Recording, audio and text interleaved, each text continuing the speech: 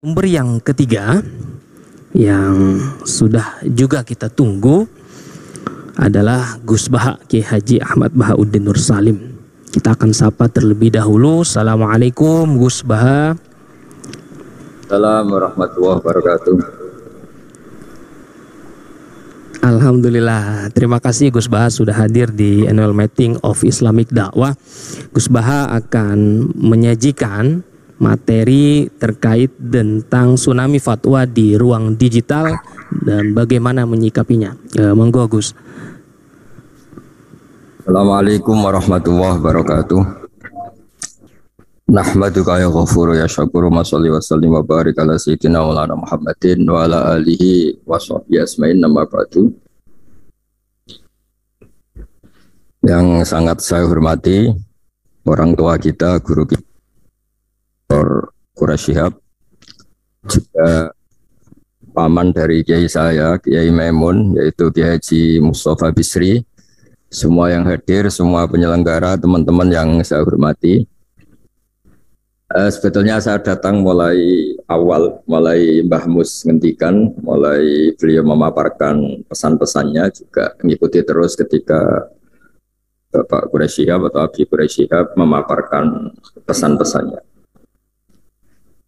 Tsunami fatwa di medsos, sebetulnya kita-kita yang di masyarakat atau di kampung itu tidak pernah mengalami tsunami, karena cara berpikir masyarakat kebanyakan kalau orang tertentu tidak punya kredibilitas yang ditekuni itu ya sudah tidak diikuti.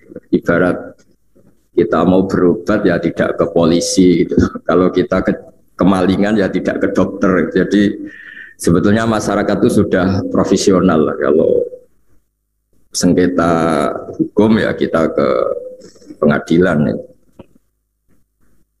Lalu masalahnya masyarakat sendiri yang terjebak ya, atau bahasa kasarnya tertipu ya oleh fatwa-fatwa yang dari orang yang tidak kredibel itu. Mereka itu rata-rata memang nggak ngaji. Misalnya masyarakat kebanyakan ngaji kiai, ya, ngaji Fathul Qorib atau ngaji Sulam Taufik. Mereka akan ngerti kaidah-kaidah fikih atau kaidah-kaidah sah tidak sah, batal tidak batal. Saya beri contoh misalnya begini. Bapak saya itu kalau tindak, kalau pergi itu ya sering marung, kadang-kadang penjualnya itu juga ada pakai jilbab, kadang suasananya juga enggak begitu syariah ya. Tapi kata bapak saya, ketika seseorang menjual gedang goreng, pisang goreng, menjual makanan, menjual minuman, itu artinya mereka ingin dagang. Dan dagang itu halal ya. Dan itu artinya ingin ikut sunnah Rasul bahwa transaksi itu baik dan mencari halal itu ibadah. Jadi kalau kita bisa ingat-ingat sisi baiknya, kenapa kita ingat-ingat sisi kurang baiknya? Itu juga bagian dari kearifan yang menjadikan kita ini bijak. Menghadapi apa saja itu lihat sisi baiknya, sebagaimana adab atau akhlak Rasulullah SAW. Pernah juga ada orang yang meninggal karena minum oplosan. Ya meninggal betul karena oplosan. Terus banyak kiai, sebagian tanya saya, Gus ada hadir gak di jenazahnya? Saya bilang kamu hadir saja, tapi dia matinya karena minum oplosan, Gus. Anda hadir sebagai pengawal syariat Islam, bahwa mayit ini mayit muslim yang harus disolatkan, dikafani, disolatkan, kemudian dikebumikan secara terhormat sesuai syariat Islam. Jika orang-orang baik ini tidak datang di kematian seperti ini, maka bahayanya kalau mereka bikin ritual pemakaman sendiri. Karena matinya itu karena minum, nanti dimandikan pakai arak, itu juga kita yang kerepotan itu. Karena kiai-kiai tidak datang, mereka mengubur dengan caranya mereka sendiri, mungkin dikubung berdiri atau dicemplungkan gitu saja tanpa menghadap kiblat. Hanya kiai-kiai sepakat, oke Gus kita datang, tapi bukan penghormatan terhadap orang itu, tapi terhadap syariat Islam.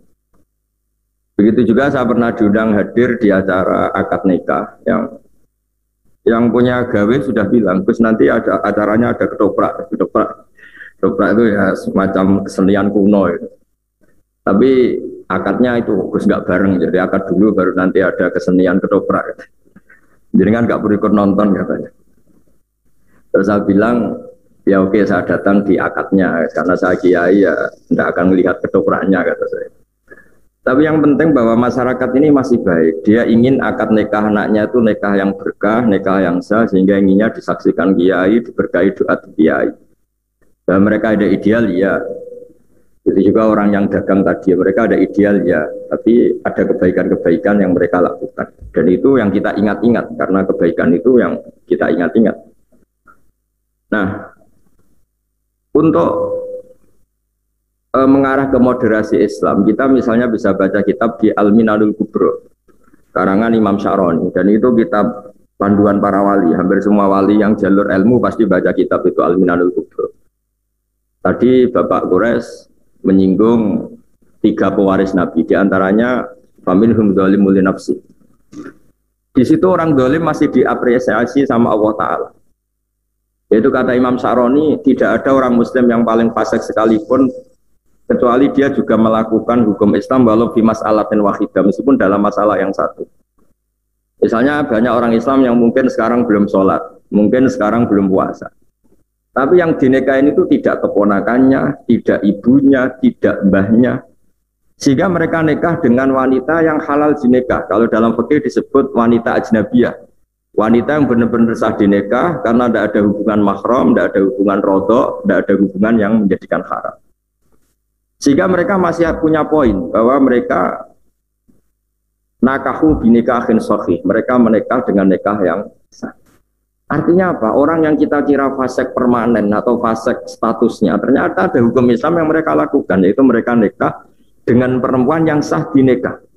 Dan ketika nikah juga sah karena dinikahkan walinya atau KUA atau dengan persyarat-persyarat yang menjadikan sah. Jika kata zalim yang disematkan pada pewaris-pewaris kitab suci itu seperti yang dikatakan Profesor Quraisy tadi, tidak seperti yang kita bayangkan. Banyak juga misalnya ada cerita tasdek, tentang membenarkan Nabi. Dulu itu ada orang sering minum. Bawaannya orang senang Nabi itu meskipun dia mabuk, sukanya itu deket-deket Nabi, sehingga kalau mabuk ya deket-deket masjid. Setelah seringkali ditangkap oleh sahabat sama Nabi ya sebagai ajaran, sebagai sanksi, mereka dipukulin sama jari dunahli, ada yang disebutkan binial, ya dipukulin pakai sandal, ya semoga sandal jepit bukan sandal kulit. Pokoknya walhasil itu saking seringnya melanggar di depan Nabi, kata para sahabat, kamu itu mal'un, kamu kena laknat. Tapi apa kata Rasulullah, tal'anuhu, kamu jangan melaknati dia. Fa innahu yuhibbu wa rasulah. Meskipun dia sering salah, tapi masih mencintai Allah dan Rasul. Hanya orang-orang sefasik ini pun kalau disuruh pindah agama juga gak mau. Disuruh ngidolakan selain Rasulullah juga gak mau. Disuruh jauh-jauh dari masjid ya gak mau. Nah, sisi-sisi seperti ini yang dalam tradisi orang tua kita, guru-guru kita, tradisi Mbah Mus, tradisi Bapak Quraisy, tradisi orang-orang kita, itu menghormati sisi positif tadi disebut, meskipun disebut faminhum dzalimun li nafsi. Maka kata Imam Syaroni, tidak ada orang Muslim apapun fasiknya kecuali dia minal amilina li'ilmihim. Dia termasuk yang mengamalkan ilmunya, yaitu disebut walau bi mas'alatin wahidah, meskipun dalam satu masalah. Dalam satu masalah misalnya tadi ada orang Islam yang tidak sholat. Dia kalau ditanya, tidak sholat itu baik apa enggak? Ya dia jawab enggak baik. Kalau ketemu orang yang sholat ya hormat. Artinya dia nganggap institusi kesalahan itu sholat. Dan dia salah karena tidak sholat. Belum meyakini salah itu sudah bagian dari kebaikan. Karena artinya apa? Yang salah diyakini salah, yang benar diyakini benar. Dan diantara agama ini mengharuskan tasdiqu ma yusdaq. Yang harus dibenarkan, dan yang harus dibohongkan. Kalau dia ditanya, kenapa kamu tidak sholat? Ya belum dapat hidayah, tapi saya hormat sama yang sholat. Paling tidak dia tasdiqu ijabi sholat, dia membenarkan kalau sholat itu wajib. Dan bahaya betul kalau dia meyakini kalau sholat itu tidak wajib. Itu yang ranah yang ekstrim, yang dianggap salah betul. Nah begitu seterusnya. Jadi kalau kita punya kearifan membaca, kearifan dengan fikih-fikih dasar, insya Allah gelombang fatwa yang atau tsunami tadi tidak punya akibat apa-apa. Kalau di daerah kami di Rembang misalnya, orang ngaji keluarga besar Mbah Maimun, ngaji keluarga besar Ki Mustafa, ngaji keluarga besar Ki Lasem, orang nyaman saja dengan kiai-kiai. Dan mereka kalau baca medsos itu kayak hiburan. Malah kalau bapak saya dulu kalau dengerin orang-orang ceramah yang tidak berkompeten, tidak ahli, kata bapak itu kok tambah goblok kata bapak. Kalau dengerin ini kok tambah goblok kata bapak. Karena beliau hafal Quran dan beliau banyak baca sehingga ya dianggap hiburan saja. Berikutnya saya beri beberapa contoh, ini saya bawa beberapa supaya fatwa yang berseliweran itu kalau misalnya kita mengkaji peristiwa-peristiwa penting, misalnya ini yang diceritakan Imam Syafi'i, karena fikih itu yang saya tekuni juga yang saya pelajari terus menerus. Saya sedikit cerita begini misalnya, pengkaji Quran kan ini untuk para ustadz, untuk para kiai. Pengkaji Quran pertama di era sahabat itu pasti bingung, karena bingungnya itu ada sekian ayat yang dalam objek yang sama. Misalnya orang yang ditinggal mati suaminya itu iddahnya 4 bulan 10 hari. Oke, itu satu ayat yang ketentuan umum, yang ditinggal suaminya pokoknya iddahnya 4 bulan 10 hari. Kemudian yang ditalak itu iddahnya 3 kali masa suci. Terus kemudian ada keterangan kaidah umum lagi, wa ulatul ahmali ajaluhunna ayyatu'ana hamlahun. Tapi bagi yang sedang hamil itu iddahnya, masa iddahnya selesai kalau sudah melahirkan. Oke, itu semuanya kaidah umum. Suatu saat ada sahabat perempuan, sahabiah, namanya Subai'ah al-Aslamiyah. Itu suaminya meninggal dan baru 16 hari, kira baru 16 hari atau berapa hari gitu, hanya beberapa hitungan hari. Itu melahirkan.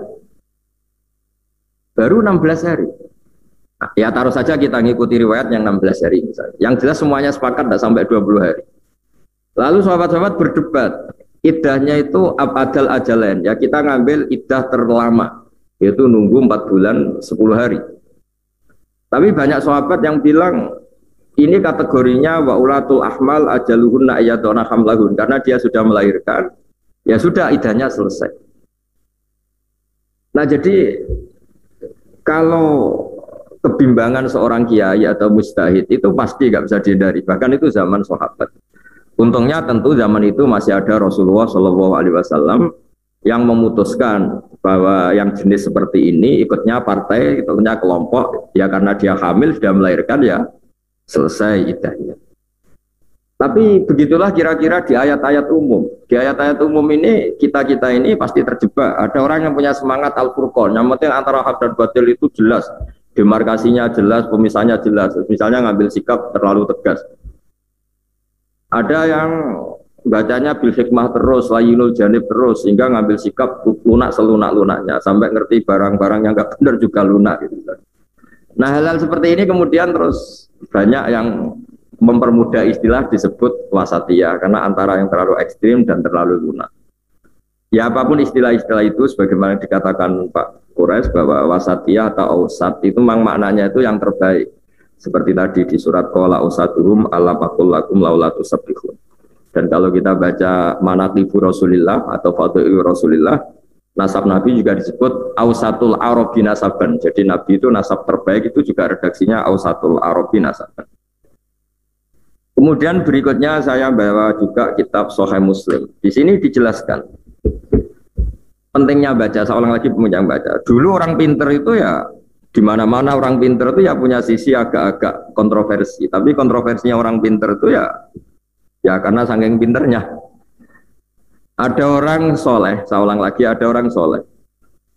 Itu kalau punya uang, itu inginnya ya sodakoh saja. Ternyata yang dia sodakoi, yang beliau sodakoi itu zania. Zania itu ya orang nggak bener lah kira-kira gitu, zania orangnya. Kemudian jadi gunjingan, fa'asbahu yatahaddatsun. Kemudian jadi rame kan, ini orang soleh kok sedekahnya sama orang pezina. Kemudian gosip itu belum selesai, gunjingan itu belum selesai, dia sodako lagi yang dikasih itu sarik, pencuri. Jadi gunjingan lagi, ini orang soleh nggak sodako sama ustadz atau ke fakir miskin, malah kesarik karena pencuri, geger lagi. Geger belum reda, dia sodako lagi dikasihkan orang kaya. Geger lagi, ini tidak ngasih orang fakir, malah ngasih orang kaya. Tapi apa ya reaksi Allah Ta'ala? Allah itu memberitahu si orang soleh tadi amma shadaqatuka faqad kubilat. Ada yang baca faqad qabiltu ya. Kalau sedekah kamu sudah saya terima, atau faqad kubilat, sedekah kamu sudah diterima. Terus kemudian orang soleh tadi ketika memberi penjelasan sama khalayak ramai, kata beliau, zania, orang sampai jadi zania, jadi menjual diri itu karena butuh uang. Kalau dia tidak soleh, mungkin ngasih uang pezina ini ya karena order, mungkin pesen jasanya. Tapi karena dia orang soleh, segamane cara Jawa itu nduk kowe zina itu udah boleh duit. Saya kita kayak duit tapi tidak usah zina. Kamu zina itu karena nyari uang. Kamu sekarang tak kasih uang, tapi tidak usah zina.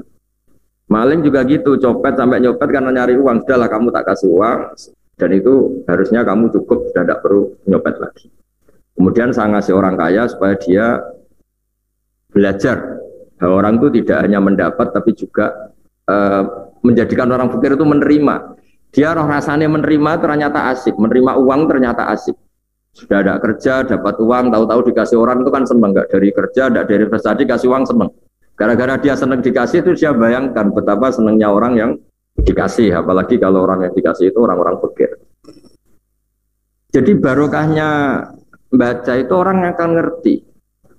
Orang akan ngerti ternyata kontroversi orang-orang terpelajar ini bisa ditopang secara ilmu. Bahkan dulu bapak saya mengajari itu logikanya itu sederhana sekali. Kata beliau, berteman sama orang fasik, orang tidak benar itu jangan, kata. Karena kita takut ketularan tidak benar. Tapi kata bapak saya, logikanya bisa dibalik. Orang benar itu harus diajak ke baik. Dan bisa ngajak kalau berteman. Kalau nggak mau berteman aja, tidak mau, bagaimana cara mengajak gitu.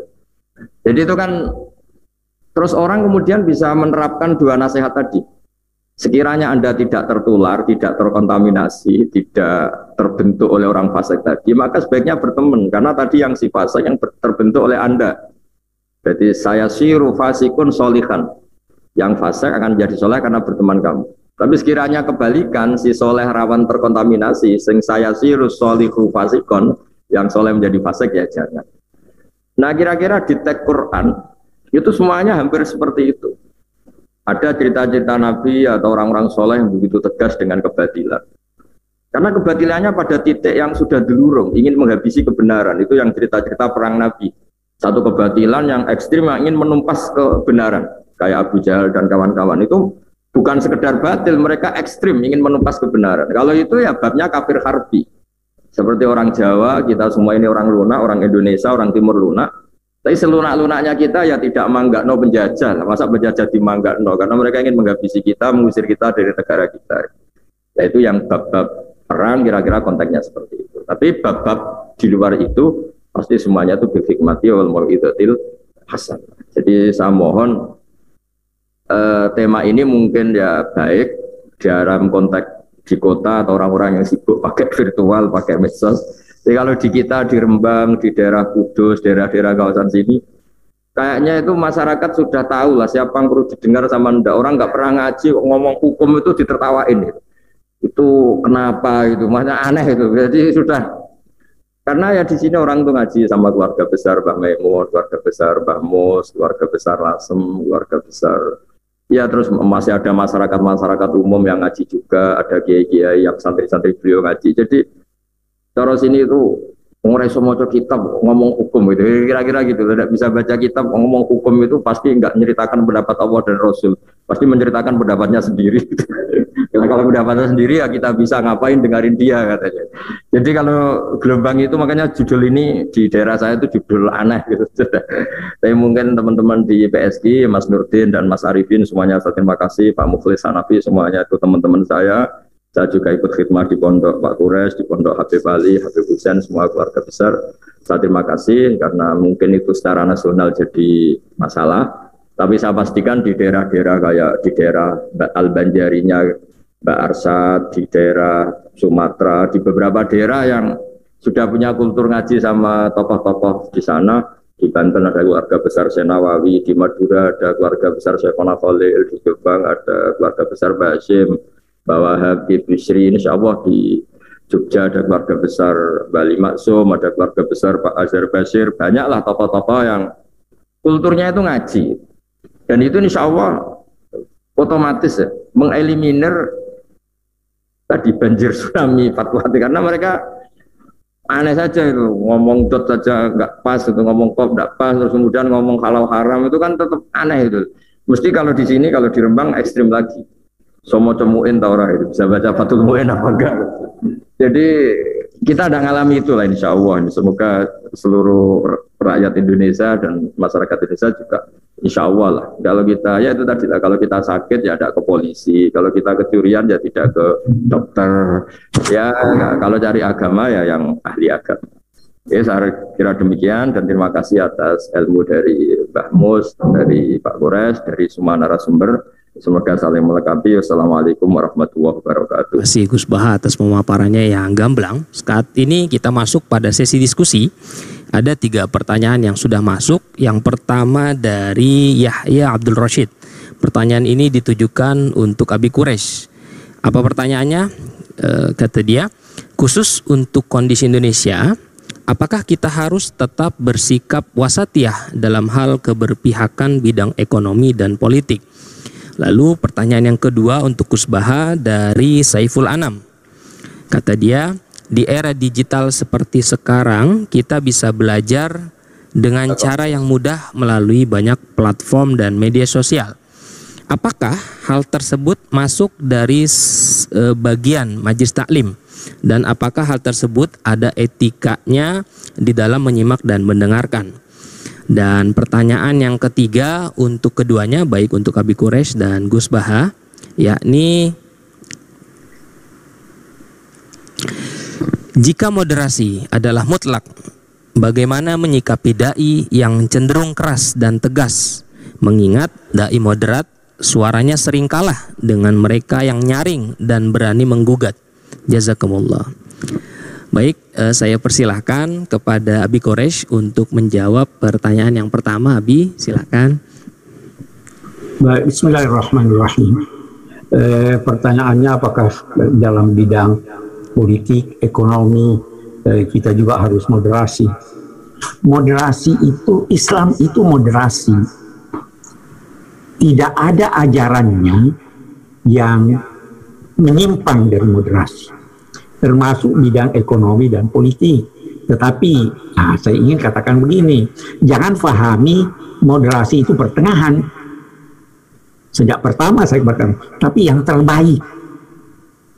Karena itu kalau kita punya istilah kita ini negara non-blok, tidak memihak ke kiri dan ke kanan, itu bukan berarti tidak memihak, tetapi bukan berarti bahwa kita pasif. Kita memihak kepada yang terbaik. Ukuran baik adalah baik di sisi Allah dan baik bagi masyarakat. Jadi ekonominya moderasi dalam arti ya harus yang terbaik. Politiknya moderasi harus yang terbaik.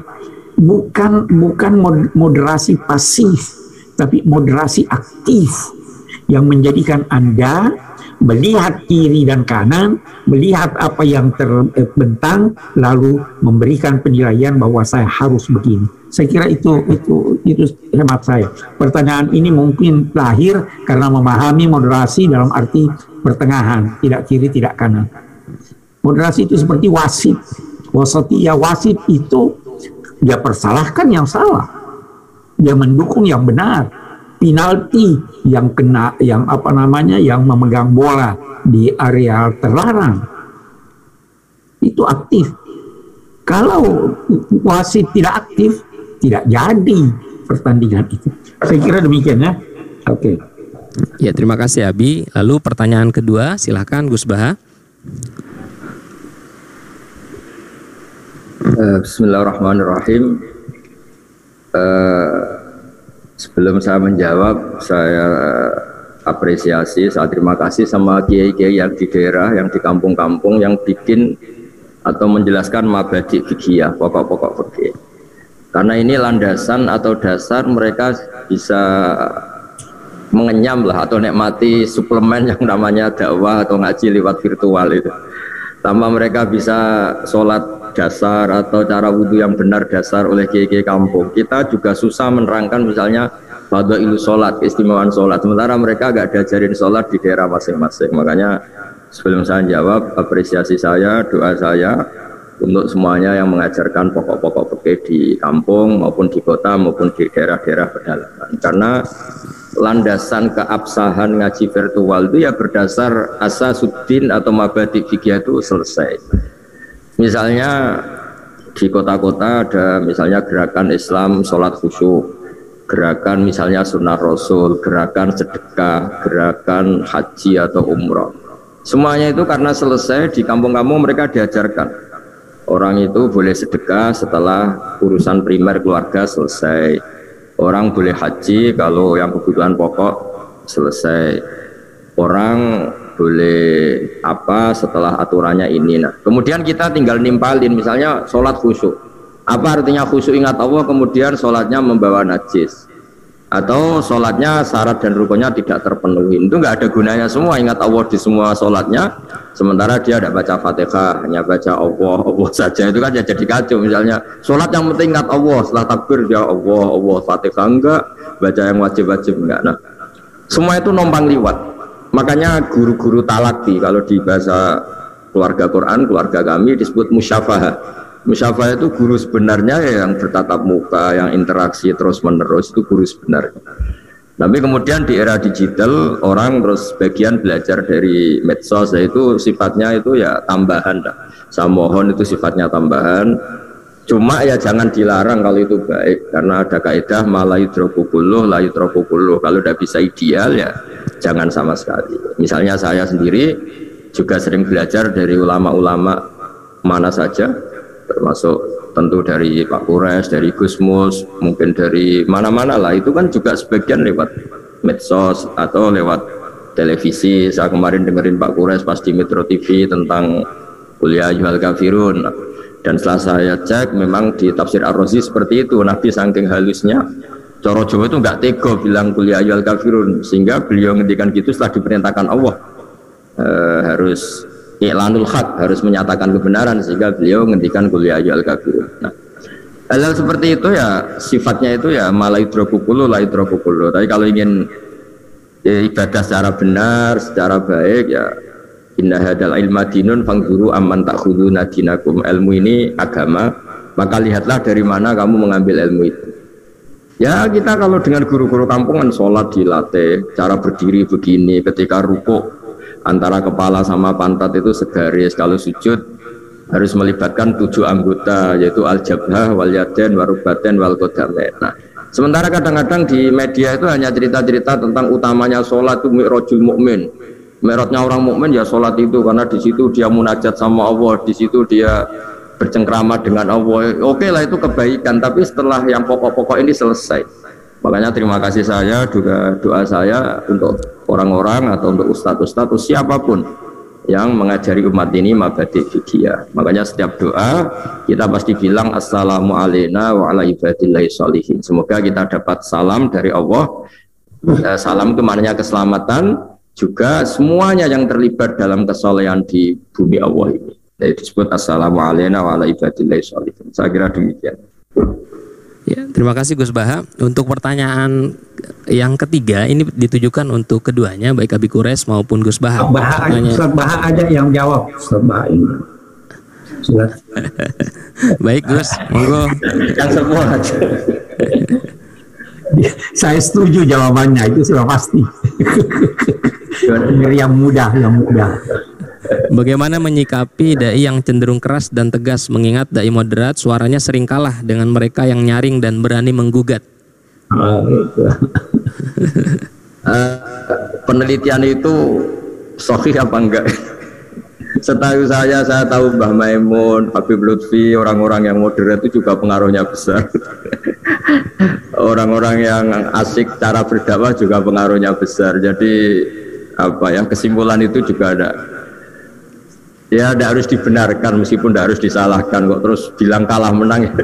Kalaupun kalah ya mungkin sekarang kalah nanti menang. Yang jelas setahu saya kiai-kiai moderat itu juga luar biasa pengaruhnya dan ikut membentuk Indonesia. Ya kan kita bisa lihat misalnya acara-acara Thariqah Naqsyabandiyah atau Qadiriyah atau pengajian-pengajian kiai-kiai moderat itu juga besar itu. Dan mereka kalau Ramadan atau kalau Lebaran juga yang sowan banyak. Artinya ya melihat itu kan ya ada kalah juga gitu loh. Kok tahu-tahu disimpulkan kalah nyaring. Ya kalau yang lantang sama yang tenang ya nyaring yang lantang gitu. Ya ukurannya jangan gitu ya. Ya ukurannya tadi lah. Yang kita akan dilatih ikhlas, itu tidak perlu punya akibat menang kalah lah ya. Kalau dakwah ya ikhlas aja, tidak usah pikir menang kalah gitu. Ya udah, pokoknya kalau kebaikan kita utarakan, nyari ridhonya Allah dan Rasul. Dan memang umat ini berhak dapat ilmu ya, balighu anni walau ayat. Jadi kita menyampaikan ilmu itu, saya itu kalau ngaji senengnya bukan main, karena itu cara saya menggugurkan dosa gitu. Karena kalau betul saya orang alim, menyampaikan ilmu itu wajib gitu. Nah kalau betul saya orang bodoh, saya ngajinya pakai ihya, pakai kitab, kan tinggal baca. Jadi kayaknya kemungkinan salah itu ya kecil. Ya buat variasi aja, namanya manusia ya salah gitu. Tapi kalau ada referensinya kan ya sudah tinggal baca terus ya bantu lah. Tapi kita tidak pernah merasa berjasa karena illal ladzina tabu wa aslahu wa bayanu. Ketika kita menjelaskan ke umat ketentuan-ketentuan Allah dan Rasul itu bagian dari kafaratul dzunub, bagian dari kafarah kesalahan kita. Sehingga disebut wa innal alim la astaghfiru lahu man fis samawati wa man fil ardi hatta khitan fil bahr. Sebagian riwayat wa inna mualliman nasi al khaira la astaghfiru lahu man fis samawati wa bar. Jadi kalau saya ngaji, Bapak Kures ngaji, semua ngaji, Mbah Mus, selain dapat pahala itu dijamin diistighfari oleh man fis samawati wa man fil ardi. Kalau man fis samawati itu istrinya malaikat Jibril, Mikail itu kan pasti makbul tuh, keren itu pasti, itu orang-orang top gitu. Ya karena tadi ya udah ada usah mikir ngaji kok mikir menang apa kalah, suara kita didengar apa enggak. Ya Anda ngalatih kita ada ikhlas itu. Sudah kalau ya bisa ditambahkan oleh Abi Gures supaya lebih jelas. Ya saya kira demikian. Ya mohon Abi untuk tambahan sedikit dan sekaligus minta kesimpulan closing statement.